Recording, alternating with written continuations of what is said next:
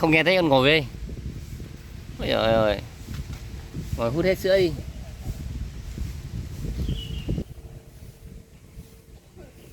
Hút hết sữa rồi hả? Mát không?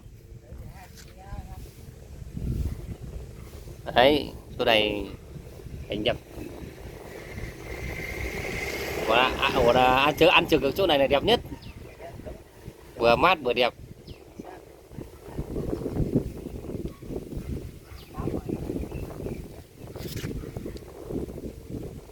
Nấu vừa con đâu? Nấu mít đâu? Mít chỉ là mít này. Nấu con đâu?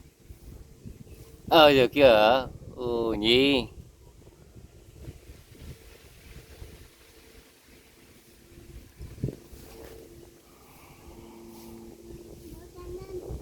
Ơi.